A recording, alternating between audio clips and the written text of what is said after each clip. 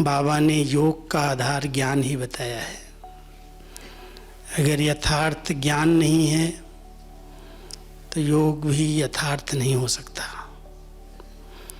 ठीक है, हम बाबा बाबा कहें, लेकिन एक पहचान से संबंध जुट जाए। बाबा जो है, जैसा है, जहाँ है, उससे मिलन हो, उसकी अनुभूति हो, उससे प्राप्ति हो, उसके लिए ज्ञान बहुत ज़रूरी है। लाइट तो चाहिए ही। तो बाबा ने हम सबको पहले ही लाइट दी कि आप एक आत्मा हैं। एक दिल की महसूस था, जो कल बाबा की मुरली परसों सुन रहे थे। बाबा ने महसूस कराया कि आप ये शरीर नहीं, एक आत्मा है। जिसने दिल से महसूस कर लिया कि मैं एक लाइट हूँ, एक एनर्जी हूँ, इस शरीर को चलाने वाली एक चैतन्य शक्ति हूँ, उस स्वरूप में स्थित होते ही बाबा के साथ संबंध जुट जाता है। शरीर में हैं तो शरीर के लौकिक संबंधी याद रहते, और शरीर से न्यारी मैं आत्मा हूँ, इस स्वरूप में स्थित होते हैं तो बाबा से संबंध जुटता, कनेक्शन जुटता, और उस कनेक्शन से जो शक्ति आती है उसको माइट कहते हैं। लाइट और माइट संपन्न योग। जब हम इस शरीर से अलग होकर बिल्कुल देह और दुनिया के सभी वाइब्रेशंस से भी न्यारे बन जाएं, कोई भी बात बुद्धि को खींचे नहीं, क्योंकि कई प्रकार के बंधन आत्मा ने बना लिए। 84 जन्मों में पाठ बजाते बजाते, विशेष जब वो देह अभिमान में आई, द्वापर युग से जो पाठ शुरू हुए, उसमें अनेक संबंध बनते गए। संबंधों में बंधन बनते गए, लगाव झुकाव, अनेक प्रकार की रस्सियाँ क्रिएट हो गई। अब संगम युग पर हम बाबा से कनेक्शन जोड़ करके इन रस्सियों को काटते हैं, और जितना ये रस्सियाँ कट जाती हैं देह की, संबंधों की, जहाँ जहाँ बुद्धि संस्कारों में जाए, उस रस्सी को चेक करो। जब हम अपने यथार्थ स्वरूप में स्थित होते हैं तो पता चलता है संकल्प की शक्ति किधर जाती है, क्योंकि संकल्प एक बहुत बड़ी आत्मा की शक्ति है। कई लोग इस पर ध्यान नहीं देते, ऐसे ही जो आया वो सोचते रहते हैं, बुद्धि को, संकल्पों को व्यर्थ में गंवाते रहते हैं। आज भी बाबा कह रहे थे, बच्चे इसकी इकोनॉमी करो, समय की इकोनॉमी करो, एनर्जी की इकोनॉमी करो, संपत्ति की इकोनॉमी करो। जो बाबा के बच्चे इकोनॉमी करना जानते, माना बचाना जानते हैं, व्यर्थ न जाए कहीं भी, तो ये संकल्प शक्ति कमाल के कार्य करती है। इसी संकल्प शक्ति से जहाँ चाहो वहाँ सेकंड में आप पहुँच सकते हो। इसको कहते हैं अंतर मन वाहन।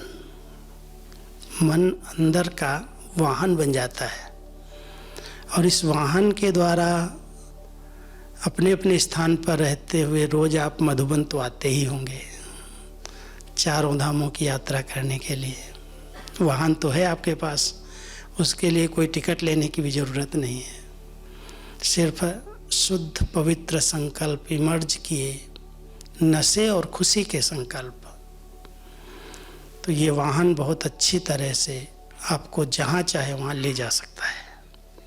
संकल्प वाहन बन जाता, इससे आप सूक्ष्म वतन की यात्रा करो, मूल वतन की यात्रा करो, कभी कभी वैकुंठ की सैर करके आ जाओ। कैसी हमारी भारत की सत्तो प्रधान दुनिया थी। सोने की चिड़िया भारत कहलाता था, दूध घी की नदियाँ थीं। बाबा ने ज्ञान तो दिया है, लेकिन अनुभव करना, उस अनुभव के लिए आपके पास बहुत श्रेष्ठ संकल्प की शक्ति है। तो संकल्प की शक्ति अगर हमने व्यर्थ से बचाई है, व्यर्थ में जाती तो हर एक इसका अनुभवी है। कोई भी बात देखी, क्यों, क्या, कैसे, कहाँ, कब, प्रश्न लगा दो, व्यर्थ की क्यों लग जाएगी। और फिर कई लोग उसी व्यर्थ की जाल में सोचते सोचते परेशान हो जाते हैं, उलझन में आ जाते हैं, हलचल में आ जाते हैं, मन भारी हो जाता है कि क्या करूं। तो जो शक्ति संपन्न योग होना चाहिए, उसके लिए बहुत निर्बंधन स्थिति चाहिए, बंधन नहीं चाहिए किसी भी प्रकार का। स्वतंत्र आत्मा है। सूक्ष्म रस्सियों को चेक करना, बहुत सारी ऐसी सूक्ष्म रस्सियां हैं जो आज बाबा कहता है आपने अपना पल्लू बाबा के साथ बांधा है, इस जीवन की डोर बाबा के हाथ में दी है। अगर किसी देहधारी के साथ जरा भी लगाव, झुकाव, कनेक्शन गहरा हो गया, उसके प्रभाव में आत्मा आ गई, तो ये पल्लू छूट जाएगा, बाबा के साथ कनेक्शन टूट जाएगा और देहधारियों के साथ बंधन बनता जाएगा। संगम युग पर समझदार आत्मा वो है जब ये ज्ञान हमारी बुद्धि में स्पष्ट है कि अब वापस चलने का समय है, आत्मा को बिल्कुल स्वतंत्र करके उड़ना है, तो नया बंधन कोई न बने, इस पर बहुत ध्यान देना। जरा भी कोई के प्रभाव में आ गए तो आत्मा अपनी तरफ खींचती रहेगी। बैठेंगे बाबा की याद में, बुद्धि जाएगी उधर। इसलिए बाबा कहते हैं बच्चे अपनी रस्सियों को चेक करो। किसी से अगर नफरत है, घृणा है, तो भी वो आत्मा खींचती है। बाबा अपने बच्चों का ध्यान विशेष करके 3 बातों पर खिंचवाते हैं। क्रोध को तो हम सब ने अधिकतर जीतने का प्रयास किया है, लेकिन एक सूक्ष्म क्रोध का अंश, जिसको बाबा कहते हैं काली आग, वो है ईर्ष्या की। जहाँ पर भी ईर्ष्या पैदा होती है, अंदर अंदर आत्मा कुढ़ती है, जलती है, किसी को आगे बढ़ते हुए देख नहीं पाती, वो भी एक बहुत बड़ा बंधन है। सब आत्माओं को अपना अपना पार्ट है, अपना अपना उनका भाग्य है, लेकिन किसी के भाग्य से भेंट करना, किसी के भाग्य से ईर्ष्या करना एक बहुत सूक्ष्म बंधन है। हम सबको इस बंधन को काटना है, चेक करना चाहिए। किसी से भी कोई भी प्रकार की ईर्ष्या भेंट करके हम अपने आप को परेशान तो नहीं करते हैं। और ईर्ष्या के साथ साथ कईयों से घृणा हो जाती, नफरत हो जाती, अच्छे नहीं लगते, ये व्यक्ति अच्छे नहीं हैं, इनका स्वभाव अच्छा नहीं है, इनका व्यवहार अच्छा नहीं है। एक तरफ अच्छाई प्रभावित करती है और दूसरी तरफ किसी से नफरत हो गई, किसी की कोई बात अच्छी नहीं लगी, उनकी कमी कमजोरियों पर ध्यान चला गया, तो उनसे किनारा कर लेते हैं, नफरत हो जाती, घृणा। और तीसरी बात है, बहुत कॉमन हो गई है, वो है एक दूसरे की क्रिटिसाइज। हंसी मजाक में कोई न कोई बात कह देना, कहते मैंने तो हंसी में कहा था, लेकिन अगर कोई बात किसी को पिंच हो गई, लग गई उसके दिल को, और आपने हंसी किया, तो उसकी दुआएं नहीं निकलेंगी, अंदर से धुआं निकल जाएगा। ध्यान देना। इसलिए कभी भी हंसी मजाक में भी किसी को कट नहीं करो, क्रिटिसाइज नहीं करो। कोई किस कैसी भी सेवाएं कर रहा है, जो उसकी योग्यताएं हैं, जो उसकी बुद्धि है, जितनी उसके पास समझ है, उसके अनुसार वो बाबा का बच्चा बना है, कुछ न कुछ कर रहा है। आप कमेंट्स या क्रिटिसाइज नहीं करो, नहीं तो बंधन बन जाएगा। हम सब इन सूक्ष्म बंधनों को जरूर चेक करें। कई बार ब्राह्मण आत्माएं मोटे मोटे पाप को तो जीत लेती हैं, लेकिन सूक्ष्म पाप बहुत होते हैं।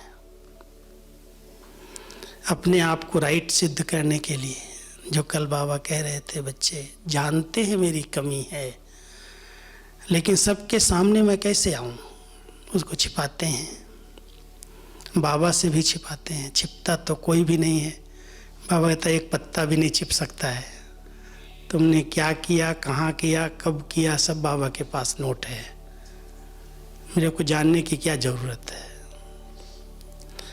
लेकिन फिर भी अपने देह अहंकार के कारण, अपने आप को महावीर महारथी समझने के कारण हम अपनी अंदर की कमियों को छिपाते रहते, और कई बार उनका रूप जब बहुत बड़ा बन जाता है तो बहुत बड़ा विघ्न बन जाता है।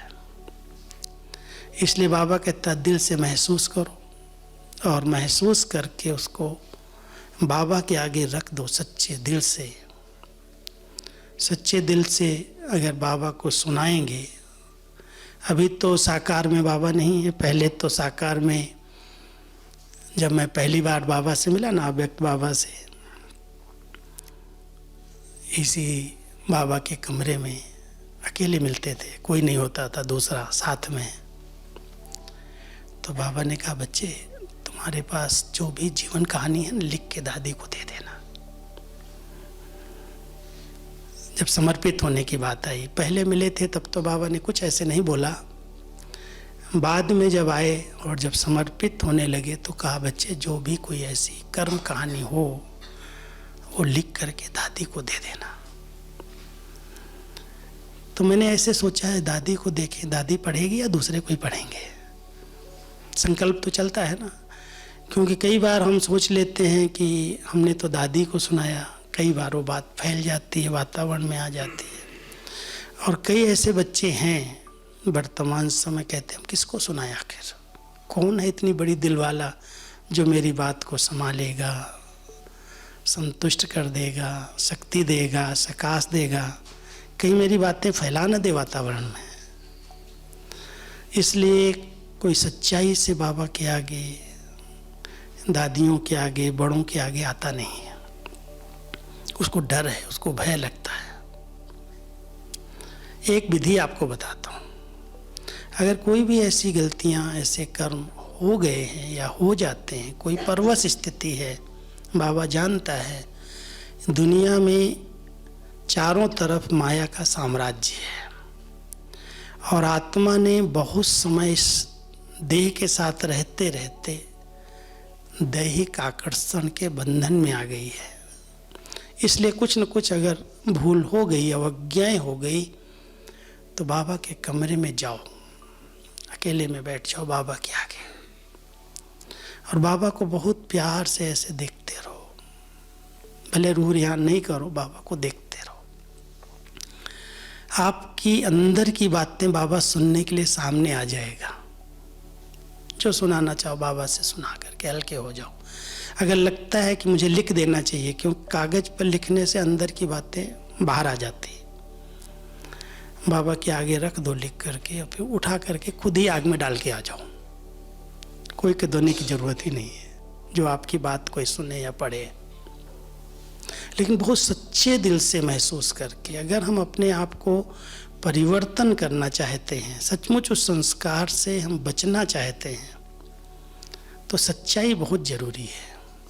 और बाबा के आगे स्पष्ट होने से बाबा शक्ति देते हैं, सकाश देते हैं, और आत्मा बहुत हल्की हो जाती है। इस बीज रूप स्टेज के लिए हल्कापन और निर्बंधन स्थिति बहुत जरूरी है। अगर बीज रूप पावरफुल स्थिति योग की बनानी है तो कोई भी प्रकार का बोझ नहीं चाहिए। आत्मा बीज है, बिंदु है, और उस बिंदु के अंदर जैसे बीज के अंदर पूरा वृक्ष समाया होता है। देखो एक बड़ का झाड़ कितना बड़ा होता है, कितनी टालियाँ, कितना विस्तार होता है। बाबा कई बार मिसाल देते हैं बनन ट्री का, कलकत्ता के अंदर कितने किलोमीटर में फैल गया है। बीज कितना छोटा है, उस बीज में इतना बड़ा वृक्ष समाया हुआ है। आत्मा बीज है और उस बीज के अंदर कुछ नेगेटिविटी भर गई है, कुछ अच्छे संस्कार भी हैं। बाबा तो कहता है बच्चे गलतियों को कब तक नोट करोगे, उनको सोचते रहोगे तो निराश हो जाओगे, उदास हो जाओगे, दुखी हो जाओगे। मेरे अंदर ये है, मेरे अंदर ये भी बहुत बड़ी बीमारी है, निराशा की। उमंग उत्साह खत्म हो जाता है, उदास हो जाते हैं। इसलिए बाबा कहते बच्चे आत्मा के अंदर जो विशेषताएं हैं, जो आत्मा में शक्तियां हैं, सूक्ष्म शक्तियां भरी हुई हैं, बीज के अंदर शांति, प्रेम, सुख, आनंद, शक्ति सब कुछ भरा हुआ है। उसके आप मास्टर सागर हैं। उस अनुभव में खो जाओ। सिर्फ बीज माना शून्य में नहीं जाना है, जड़ता नहीं है हमारी।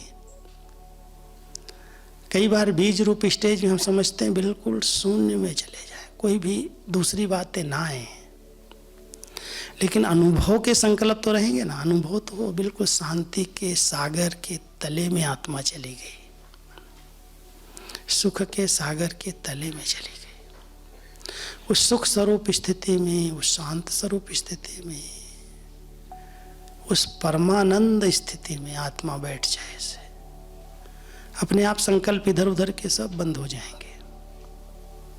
लेकिन वो पहले अंदर का नशा, अंदर की खुशी जो उस स्थिति तक पहुंचा दे।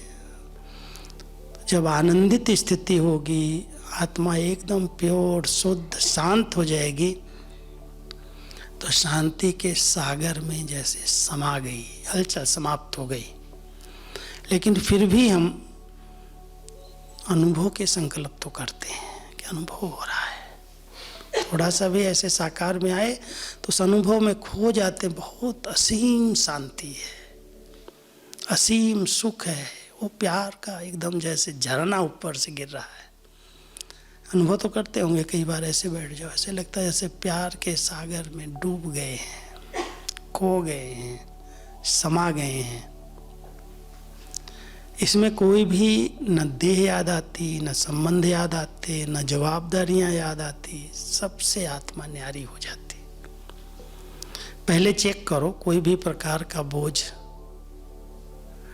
आत्मा को भारी तो नहीं बना देता है। वैसे भी बोझ जिसके ऊपर हो वो कैसे चलेगा। और बाबा तो अभी चलने की, दौड़ने की बात नहीं करता। अभी तो कहता बच्चे तुम्हारी उड़ती कला होनी चाहिए, क्योंकि समय बहुत कम है और संपन्नता को प्राप्त करना है, संपूर्णता को प्राप्त करना है। इसलिए संपन्नता और संपूर्णता के लिए बहुत फास्ट गति का पुरुषार्थ चाहिए। और फास्ट वही जा सकता है जिसके ऊपर कोई बोझ ना हो। कई प्रकार की जवाबदारियां हैं, टीचर्स के ऊपर भी हैं, हमारे प्रवृत्ति के भाई बहनों पर भी हैं। लेकिन बाबा कहता है बच्चे ये सब जवाबदारियां भी मुझे दे दो। देना आता है? देते हो कि नहीं? दिया है सुरेंद्र भाई? दिया है कि नहीं? अगर सचमुच कोई ने सब जवाबदारियां बाबा को दे दी तो बाबा अपने आप संभालता है, निश्चिंत कर देता है।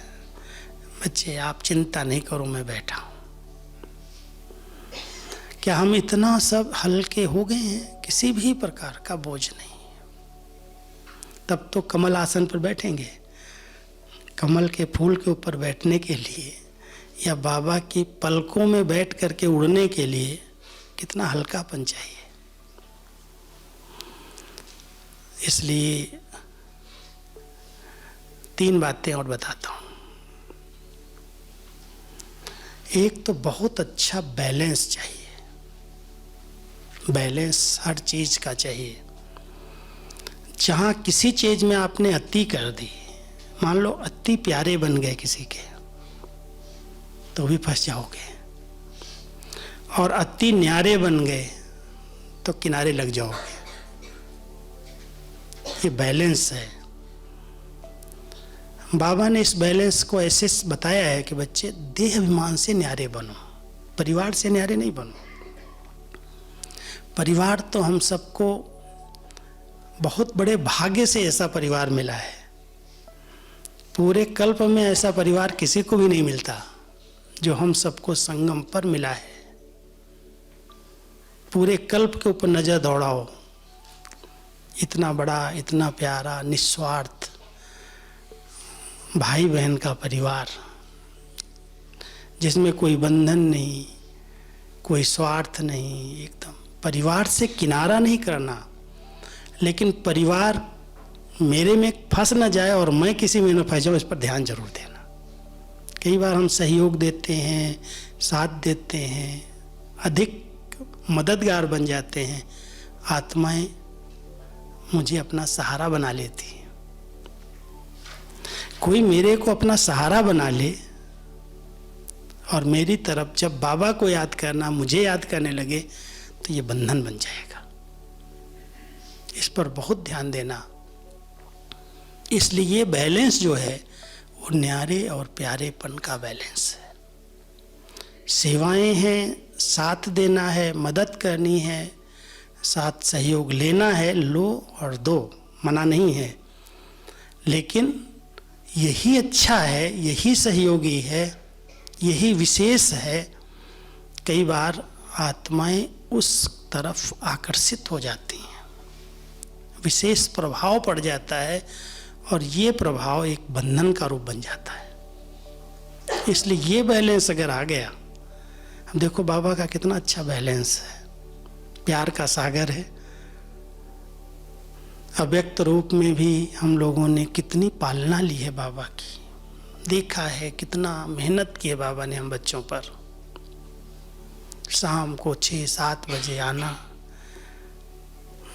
दादी के रथ का भी कोई ध्यान नहीं, सुबह 7-8 बजे तक बैठा है। क्या स्वार्थ है बाबा का, इतना प्यार लुटाता है, इतना स्नेह दे करके एक एक बच्चे की विशेषता सुनाता है। मैं तो जब बैठता था साथ में पूरा टाइम बैठा हूँ मैं अव्यक्त बाबा के। मैंने 73 से बाबा के साथ बैठना शुरू किया। 72 में आया, दादियों को पता चला कि इसकी हिंदी अच्छी है और बाबा रात भर बैठते हैं और हिंदी में ही सबसे बात करते हैं। तो ईशु दादी मुरली लिखती थी, लेकिन जब मुरली पूरी हो जाती थी तो ईशु दादी कब तक बैठेंगे, 2 घंटा 1 घंटा। पूरी रात बाबा बात कर रहा है, कोई न कोई बच्चे से कुछ न कुछ कह रहा है, बात कर रहा है, मिल रहा है, वरदान दे रहा है। तो दादी ने कहा तुम बैठ सकते हो। हमने कहा हाँ दादी मैं बैठूंगा। 73 से लेकर के 2017 तक जितना समय बाबा साकार में रहे दादी के तन में, मैं ऐसा 5 मिनट भी बाबा को छोड़ा नहीं। पूरा टाइम बाबा क्या कह रहे हैं, बाबा किससे मिल रहे हैं, एक एक बात। क्योंकि उस समय टेप रिकॉर्ड नहीं थी जो लगा करके हम बाहर चले जाएं, लिखता था मैं हाथ से। उससे मैंने देखा कि बाबा का बच्चों से इतना जिगरी प्यार, इतना मेहनत किया बाबा ने एक एक बच्चे के साथ, वरदान देना, एक एक बच्चे की विशेषताओं का वर्णन करना। हम जानते हैं ये क्या करता है, इसकी चरित्र के बारे में, इसकी जीवन कहानी के बारे में, इसकी कंप्लेंट्स के बारे में मेरे पास ज्ञान है, समझ है। क्या बाबा के पास नहीं है क्या? लेकिन बाबा उसकी कमियों पर ध्यान नहीं देता है। बाबा उसको उड़ा रहा है, चढ़ा रहा है और उसकी विशेषताओं का वर्णन कर रहा है। अरे बच्चे आप ये हो, आप ये हो, ये हो। हम कहते बाबा ऐसे बोल रहा है जैसे बाबा को पता ही नहीं इसकी जीवन कहानी। लेकिन बाबा की शिक्षा देने का कितना वंडरफुल तरीका, उस बच्चे को इतना हाई लेवल पर ले जाना जिसको महसूस हो मेरी ये कमी है, लेकिन कभी उसकी कमियों पर ध्यान डायरेक्ट नहीं खिंचवाया, डायरेक्ट नहीं कह दिया तुम ऐसा है। वो तो दूर चला जाएगा, वो तो आएगा नहीं बाबा के पास समीप मिलने के लिए कि बाबा तो मेरी कमियां देखता है। बाबा ने इस तरह से बच्चों की पालना की। हम सब परिवार में रहते हैं, इतना बड़ा संगठन है, क्या हर एक की विशेषताओं पर ध्यान जाता है? दादी जानकी की बात पास में एक बार गया, मैंने कहा दादी फलाने भाई की बहुत कंप्लेन आती हैं, ऐसा है ऐसा है। कहती क्या करना चाहिए? तो मैंने कहा दादी वो यहाँ रहने के लायक नहीं है, ऐसे बोला। कहते अच्छा बाहर जाएगा तो सुधर जाएगा क्या? यहां नहीं सुधर पाएगा, बाहर जाके सुधर जाएगा क्या? मैं चुप हो गया। कहती जैसा है वैसा है, अपने आप जाएगा तो जाने देना, तुम नहीं भेजना, निमित्त नहीं बनना। शुभभावना रखो, सिखाओ, पढ़ाओ, दिखाओ, सब कुछ करो, लेकिन कभी भी उसको ये नहीं कहना तुम यहां से चले जाओ। अगर वो बहुत कुछ करेगा, ये भूमि उसको नहीं रहने देगी, अपने आप जाएगा, तुम निमित्त नहीं बनना। बहुत बड़ी दिल है ये, विशाल दिल है, बेहद की दिल है, और इन आत्माओं ने ये बैलेंस रखा। ऐसे नहीं है बहुत अच्छा है तो उससे बहुत प्यार कर रहे हैं, खराब व्यक्ति है तो उससे नफरत कर रहे हैं, उससे बात नहीं कर रहे हैं, बैलेंस था। तो हमारी दादियों ने जो पालना दी वो बैलेंस से दी, कभी भी अपने में फंसने नहीं दिया और खुद भी किसी पर फंसी नहीं। तो न्यारे प्यारे का बैलेंस है, स्व स्थिति और सेवा का बैलेंस है। कई लोग सेवाओं में इतना लग जाते हैं जो अपनी स्थिति पर ही ध्यान नहीं देते, और फिर कोई छोटी मोटी बात सेवा के क्षेत्र में हो गई, कोई ने कुछ कह दिया तो इतना मूड खराब हो जाता है कि बस अब तो मुझे कुछ नहीं करना है। वैराग्य आ जाता, सेवा से वैराग्य आ जाता, मेरे को क्यों इसने ऐसा कह दिया, मैं इतनी मेहनत से इतनी सेवा कर रही हूँ। अंदर से आत्मा एकदम डिस्टर्ब हो जाती, मूड खराब कर लेती है, क्योंकि उसने अपनी स्थिति का बैलेंस नहीं रखा। सिर्फ सेवाएं की हैं लेकिन योग नहीं किया, अमृत वेला नहीं किया, मुरली क्लास नहीं किया, अपने को पढ़ाया नहीं, अपने को सुधारने के लिए समय नहीं दिया, सेवा में आके लग गया। कई लोग सेवा में ऐसे लग जाते हैं आकर के, समझते हैं बस सेवा से भाग गए, सेवा से चांस मिल गया, सेवा से समर्पित हो गए, सेवा से बड़ों के नज़दीक आ गए। बहुत अच्छी बात है, लेकिन जब कोई ऐसी बात आएगी, ऐसा पेपर आएगा, अगर उसने अपने को पहले से स्थिति बनाने पर ध्यान नहीं दिया है तो सेवाएं उसको डिस्टर्ब कर देंगी। वो यहाँ का भी नहीं रहेगा, वहाँ का भी नहीं रहेगा। इसलिए हर एक इस बात को बहुत अंडरलाइन करो, सेवाएं करो, तन से करो, मन से करो, धन से करो, जो समय है बाबा के कार्य में लग जाओ, लेकिन स्थिति बिगाड़ करके सेवा नहीं करना। पहले स्व स्थिति, खूब अच्छा पढ़ाओ अपने आप को, एकांतवास करो, कुछ समय बैठ करके मैं जो हूँ जैसा हूँ अपने स्वरूप को देखो। अगर ऐसी स्थिति रहती है बैलेंस वाली, अति कोई चीज की अच्छी नहीं है, अति नींद भी अच्छी नहीं है, अति जागरण भी अच्छा नहीं है। कई लोग इस समय सोचते हैं पूरी रात बैठ के योग कर ले। एक बहन है ना, 4 दिन खाना नहीं खाया, बैठ गई जा करके एकांत में, मेरे को तो बस अभी विनाश होने वाला, अभी समय आ गया, अब मुझे पुरुषार्थ करना है। चौथे दिन इसका ब्रेन पे असर आ गया, डिस्टर्ब हो गई, टेंशन पैदा हो गया, बक बक बक बक बोलने लगी। नहीं, क्या कर रही है तुम? योग कर रही है तुम? ये योग है, ये ज्ञान है, ये समझ है। पूरी पूरी रात जाग जाओ, भोजन नहीं करो, योग करना तो पागल बना देगा। ये बाबा ने नहीं सिखाया है। बाबा ने बहुत अच्छा बैलेंस सिखाया है। बच्चे उठो अमृत वेले, कम से कम शरीर को 5 घंटा 6 घंटा नींद चाहिए।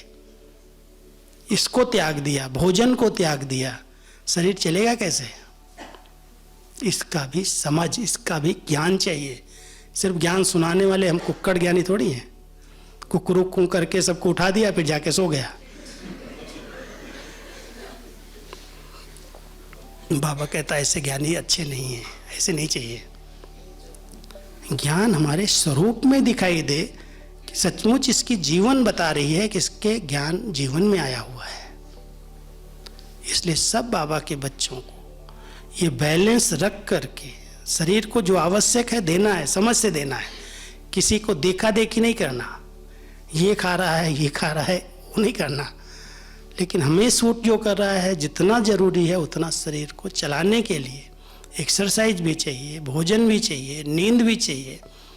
जो आवश्यक है उसको त्याग करके आप योग कर रहे हो, तपस्या करो, वो जरूरी नहीं है। शरीर को ठीक रख करके अगर शरीर साथ देगा तो सहज योगी बन जाओगे, शरीर साथ नहीं देगा तो योग क्या लगेगा आपका। इसलिए इसकी भी समझ चाहिए। तो तपस्वी जीवन के लिए लाइट माइट संपन्न स्थिति बनाने के लिए पहले एक बैलेंस बनाओ, बैलेंस। और बैलेंस के साथ ध्यान रहे, ब्लेसिंग बहुत जरूरी है। इस ब्राह्मण परिवार में दुआएं बहुत मदद करती हैं। माता पिता की दुआएं तुम्हारे पापों को नाश कर देती हैं।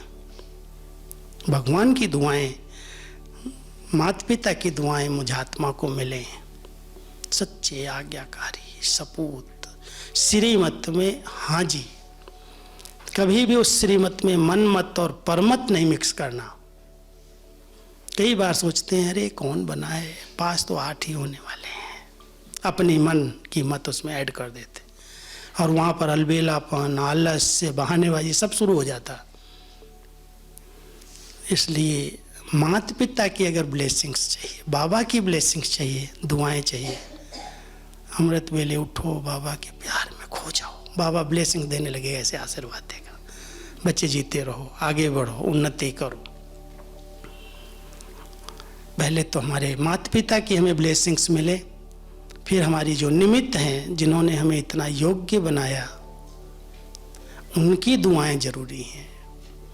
और वो तो सदा हाँ जी हाँ जी हाँ जी।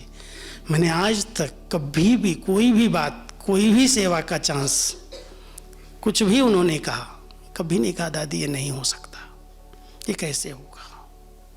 चाहे मैं कितना भी बिजी हूँ। एक बार मैं कहीं सेवा पर बाहर गया हुआ था, अचानक गुलजार दादी जी का फोन आया। मैंने बताया नहीं मैं कहाँ हूँ। दादी ने कहा राजू आज बाबा का संदेश आया है, मैंने कुछ लिखा है, तुम आ जाओ। मैंने कहा दादी मैं अभी बाहर हूँ, आपने जो लिखा है वो दे दो, मैं भाई को भेजता हूँ। उसने समझा यहीं कहीं बाहर होगा। मैं तो बाहर किसी शहर में था। अब वो दादी की राइटिंग तो मैं ही पढ़ सकता था। भाई को भेजा और ले आया जा करके, ये भी नहीं बताया राजू भाई नहीं है। अब वो जब आया तो कहता भाई जी संदेश तो मैं ले आया हूँ, लेकिन कौन पढ़ेगा इसको। हमने कहा ऐसा करो, जो एक सिंधी बहन है या भाई है वहाँ शांतिवन में, उसको बुला लो, वो पढ़ के सुनाएगा तुमको, तुम टाइप करो।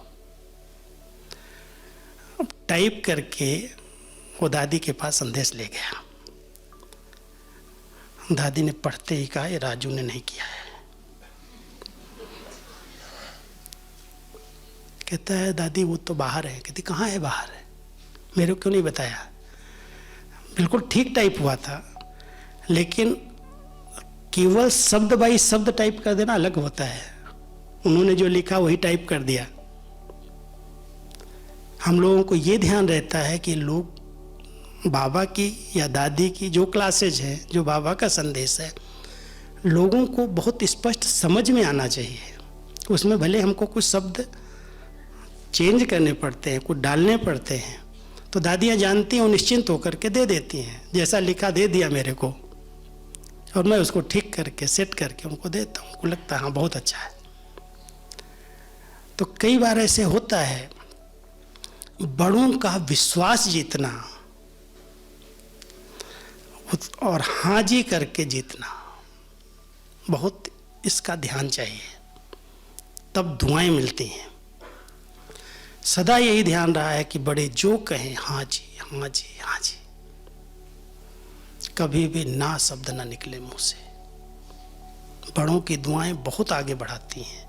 और निमित्त आत्माएं अगर सोचते हो ये कह रही हैं ये ठीक नहीं है और आपने हाँ जी कर लिया, तो कई बार बाबा कहता है बच्चे जिनको निमित्त बाबा ने बनाया है, अगर कुछ गलती होगी तो बाबा उसका जवाबदार है। कितनी बड़ी जवाबदारी बाबा ने ली हुई है। इसलिए कभी भी क्वेश्चन नहीं करो, ऐसे बोलते हैं ऐसे कहते हैं, निमित्त हैं, बड़े हैं, हाँ जी दुआएं ले लो। और साथियों की तो दुआएं एक दूसरे को समय पर साथ देने से, एक दूसरे की विशेषताओं का वर्णन करने से, समय पर सहयोग देने से मिल जाती हैं। और दुआएं मिलती हैं तो ऐसा योग सहज होता है। मैं बताऊं, कोई मेहनत ही नहीं योग में, किसी भी स्टेज का योग में अनुभव आप कर सकते हो। दुआएं हैं, अंदर की आंतरिक खुशी का अनुभव कराती हैं। ऐसे अचानक खुशी अनुभव होती है, कभी उसके लिए मेहनत नहीं करते, लेकिन दुआएं आत्माएं दे रही हैं तो आत्मा एकदम खुशनुमा महसूस करती है। और जब बाबा के प्यार में ऐसे याद करो, अपने आप योग लग जाता है। तो पावरफुल योग करने के लिए पहले बैलेंस, दूसरा ब्लेसिंग्स और तीसरा ब्लिसफुल, आनंदमय जीवन, आनंदमय जीवन। दुख की भेंट में सुख है, सुख की भेंट में दुख है, लेकिन आनंद की भेंट में कुछ नहीं है। हम सब परमानंद का अनुभव करें। वस्तुओं से नहीं मिल सकता है, साधनों से नहीं मिल सकता है। वो आनंद तो परमानंद जो योगियों का गाया है, वो प्रभु मिलन में मिलता है। बाबा के प्यार में खो जाओ, उनकी गोदी में बैठ जाओ, उनके स्नेह की छत्र छाया का ऐसे अनुभव करो। बाबा का वरदानी हाथ मेरे मस्तक पर है, उस अनुभव में समा जाओ, अपने आप योग लग जाएगा। तो ये आनंदमय स्थिति योग में अनुभव होने लगती है, और जहाँ आनंदमय स्थिति है वहाँ योग निरंतर हो जाता है, अंतर नहीं आता। तो हम सब अपनी पावरफुल बीज रूप स्थिति बनाने के लिए, लाइट माइट संपन्न योग करने के लिए बहुत अटेंशन दें। कोई भी ऐसा कर्म न हो सूक्ष्म में भी जो पाप के खाते में चला जाए। बहुत सूक्ष्म पाप आत्मा से हो जाते हैं, हम समझ नहीं पाते पाप है। जैसे एक छोटी सी मिसाल बताता हूँ समर्पित भाई बहनों के लिए। बाबा के घर में बहुत गरीब बच्चों का यज्ञ में सहयोग आता है, दान के रूप में, सहयोग के रूप में, बड़ी भावना से यज्ञ में देते हैं। अगर उस पैसे को यज्ञ में समर्पित भाई बहन व्यर्थ करते हैं, ये बहुत सूक्ष्म पाप बनता है। अगर उसको सही रूप में यूज नहीं कर रहे हैं, उसको सेवा में नहीं लगा रहे हैं, अपने मौज में लगा दिया, अपने सुख के साधनों में लगा दिया, तो ये हिसाब किताब बोझ के रूप में बनता है। ये सूक्ष्म पाप है जो योग लगने नहीं देता। कई कह देते हैं दान का पैसा खाते हो, ये हजम नहीं होगा ऐसे। अगर उस पैसे का सदुपयोग नहीं किया, अगर हमने यज्ञ में अथक होकर के सेवाएं नहीं की, जितना हमने अपने लिए यूज किया उसके कई गुना अगर हमने सेवाएं नहीं की, तो ये बहुत सूक्ष्म हिसाब किताब बन जाएगा। वो बोझ दबा देगा, योग नहीं लगने देगा। इसलिए छोटी छोटी बातें जो सूक्ष्म हो रही हैं, हो जाती हैं, उस पर बहुत ध्यान देना है। तब आत्मा बहुत लाइट हो जाएगी। जब लाइट होगी, योग लगेगा, अपने आप बाबा की शक्ति आएगी, माइट स्थिति बन जाएगी। और बीज रूप स्थिति माना, जब एक बाबा के प्यार में एकदम लवलीन स्थिति में हम बैठ गए, कोई हलचल के संकल्प नहीं है, शांति के सागर में, प्यार के सागर में, सुख के सागर में समाने का अनुभव है, तो एक ऐसे बीच पावरफुल योग हो जाता है जिसके वाइब्रेशन चारों तरफ प्रकृति में, वायुमंडल में फैलने लगते हैं। एक तरफ आत्मा पावन बनती जाती है, उसके विकर्म विनाश हो जाते हैं, शुद्ध होती जाती है, उसके संस्कार परिवर्तन होते हैं, और दूसरी तरफ बहुत बड़ी बेहद की सेवा होती है। क्योंकि जितनी पावरफुल आँच हो, मिसाल दे रहा हूँ, जैसे बहुत पावरफुल कहीं अग्नि जल रही है तो उसकी जो आँच है, उसकी जो गर्मी है, वो बहुत दूर दूर तक फैलती है, उसको सकाश कहते हैं। जितनी आपकी योग की स्थिति पावरफुल है, बीज रूप की है, एकाग्रचित स्थिति है, उस एकाग्रचित स्थिति के जो वाइब्रेशन है वो चारों तरफ वायुमंडल में फैलते हैं। बहुत बड़ी सेवा होती है। प्रकृति एक तरफ पावन बनती है, दूसरी तरफ अगर कोई विघ्न होते हैं वो हट जाते हैं, तीसरी तरफ आत्मा के पुराने संस्कार एकदम परिवर्तन हो जाते हैं। कई लोग 10 साल, 15 साल, 20 साल योग कर रहे हैं, मुरली सुन रहे हैं, दूसरों को सुना रहे हैं, क्लास कर रहे हैं, करा रहे हैं, लेकिन संस्कार जैसे के तैसे, जरा भी उनमें परिवर्तन दिखाई नहीं देता। 1 मिनट में गुस्सा, 1 मिनट में जो शब्द मुंह में आया बोल दिया, किसी को भी डिस्टर्ब कर दिया, तेरे मेरे में आ गए। आसक्तियां इतनी हैं, ये भी चाहिए, ये भी चाहिए, इसके पास है, मेरे पास भी हो। और मोह की रगें तो इतनी सूक्ष्म है, ऊपर से कहेंगे मेरा कोई से मोह नहीं है, लेकिन जब बात आती, पेपर आता है, तो बस दिन रात वही याद आता, वही घूमता रहता सामने। चेक करना, ये कड़े संस्कार जो हैं, क्या योग अग्नि में जले हैं, परिवर्तन हुए हैं? काम विकार इतना सूक्ष्म अंश रूप में है, सपनों में भी परेशान कर देता है। दृष्टिवृत्ति चंचल हो जाती है, देह को देखते ही आकर्षित हो जाती है आत्मा, उसके बारे में नाम रूप के चिंतन में चली जाती। क्या ये संस्कार, विकारी संस्कार, देहाभिमान वाले संस्कार गले हैं? अगर नहीं गले हैं, माना योग यथार्थ नहीं है। सही प्रकार से अगर यथार्थ विधि पूर्वक शक्तिशाली लाइट माइट संपन्न योग है, तो संस्कार परिवर्तन होने चाहिए, बहुत शीतल काया वाले बन जाए, अंदर से आत्मा एकदम पवित्र स्वच्छ महसूस करे। चाहे निंदा हो, चाहे स्तुति हो, चाहे जय पराजय, कुछ भी सीन आ रही है, हलचल नहीं होगी। योगी होए जिसकी समान स्थिति है, ऐसी एक रस स्थिति जिसमें कोई हलचल नहीं। एक रस ऐसे नहीं खड़े हो जाना, स्थिति ऊंचे से ऊंची बन रही है, लेकिन कहीं पर भी वो हलचल में नहीं आती। तो हम सब बाबा के बच्चों को ऐसा योग करना चाहिए। एकदम चले जाओ गुफा में बाबा के साथ।